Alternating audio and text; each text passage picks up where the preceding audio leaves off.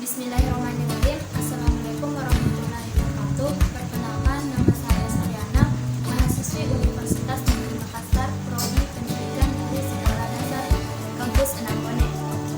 Dari kelas 30D, saya akan memaparkan materi kalimat efektif dan lengkap.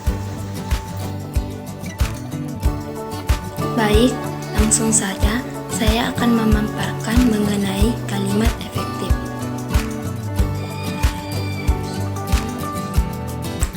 Sebelum kita lebih jauh, maka saya akan memaparkan materi pengertian kalimat efektif.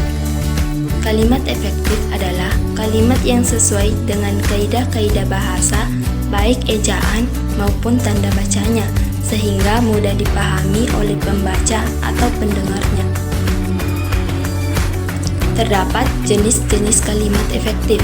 Yang pertama yaitu kesepadanan, kedua keparalelan, ketiga ketegasan, keempat kehematan, kelima kecermatan, dan yang keenam yaitu kepaduan. Kesepadanan. Kesepadanan adalah keseimbangan antara gagasan dan struktur dan bahasa yang digunakan. Ciri-ciri kesepadanan. Yang pertama, memiliki subjek dan predikat yang jelas. Kedua, tidak terdapat subjek yang ganda. Ketiga, kalimat efektif intra kalimat tidak dipakai pada kalimat tunggal. Yang keempat, predikat kalimat tidak didahului oleh kata yang. Keparalelan. Keparalelan adalah kesamaan bentuk kata atau imbuhan yang digunakan dalam kalimat itu. Jika pertama memakai verba, bentuk yang kedua juga harus memakai verba. Jika kalimat pertama menggunakan imbuhan me, maka kalimat berikutnya harus menggunakan kata berimbuhan me juga. Contoh, kakak menolong anak itu dengan dipapahnya di pinggir jalan. Kalimat tersebut salah, yang benar yaitu kakak menolong anak itu dengan memapahnya ke pinggir jalan. Ketegasan. Ketegasan adalah suatu perlakuan, penekanan, atau penonjolan terhadap suatu ide pokok dari suatu kalimat. Untuk membentuk penekanan dalam suatu kalimat ada beberapa cara, yaitu yang pertama, meletakkan kata yang ditonjolkan itu di depan. Kedua, urutan kata yang berharap, yang bertahap. Ketiga, melakukan pengulangan kata atau repetisi. Keempat, melakukan pertentangan terhadap ide yang ditonjolkan. Kelima, mempergunakan partikel penekanan atau pengenasan. Terdapat kelogisan. Kelogisan adalah masuk akal, artinya bahwa ide kalimat itu dapat dengan mudah dipahami dan penulisannya sesuai dengan ejaan yang berlaku. Kehematan. Kehematan adalah menggunakan kata, frasa, atau bentuk lain yang dianggap perlu saja tetapi tidak menyalahi kaidah tata bahasa.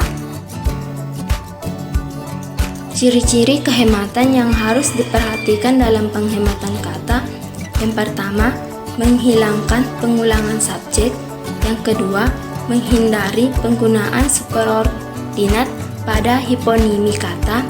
Yang ketiga, menghindari sinonim dalam satu kalimat.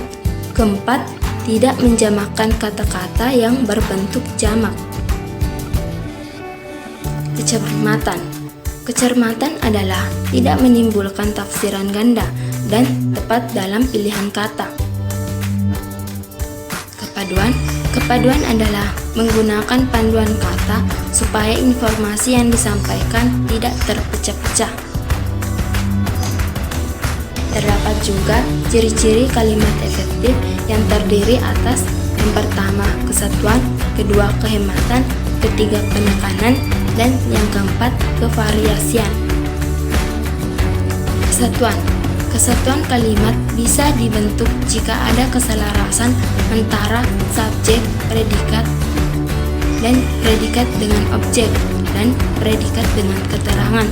Dalam penulisan tampak kalimat-kalimat yang panjang tidak mempunyai subjek dan predikat. Ada pula kalimat yang secara gramatikal mempunyai subjek yang diantarkan oleh partikel. Hal seperti ini hendaknya dihindarkan oleh pemakai kalimat agar kesatuan gagasan yang hendak disampaikan dapat ditangkap dengan baik oleh pembaca atau pendengarnya. Kehematan. Kehematan adalah adanya hubungan jumlah kata yang digunakan dengan luasnya jangkauan makna yang diacu. Sebuah kalimat dikatakan hemat bukan karena jumlah katanya sedikit. Sebaliknya, dikatakan tidak hemat karena jumlah katanya terlalu banyak. Terdapat ciri-ciri kehematan yaitu mengulang subjek kalimat, kedua, hiponim dihindarkan, ketiga, pemakaian kata di depan dari dan daripada. Penekanan, terdapat pemindahan letak frase. Kedua, mengulang kata-kata yang sama.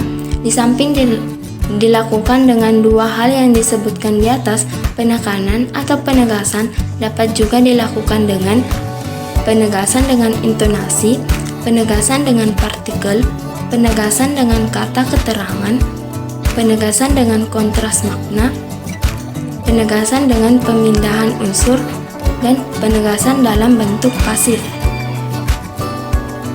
Kevariasian. Variasi dalam pembukaan kalimat terdapat yang pertama, frase keterangan, waktu, tempat, dan cara. Kedua, frase benda. Ketiga, frase kerja. Keempat, partikel penghubung. Terdapat pula variasi dalam pola kalimat untuk efektivitas kalimat dan untuk menghindari suasana monoton yang dapat menimbulkan kebosanan. Pola kalimat subjek, predikat, objek dapat diubah menjadi predikat, objek, subjek, atau yang lainnya. Terdapat juga variasi dalam jenis kalimat. Untuk mencapai efektivitas sebuah kalimat, berita, atau pertanyaan dapat dikatakan dalam kalimat tanya atau kalimat perintah. Terdapat juga variasi bentuk aktif dan pasif. Itulah pemaparan dari saya. Jika terdapat kekurangan dan kesalahan, mohon dimaafkan. Sekian, wassalamualaikum warahmatullahi wabarakatuh.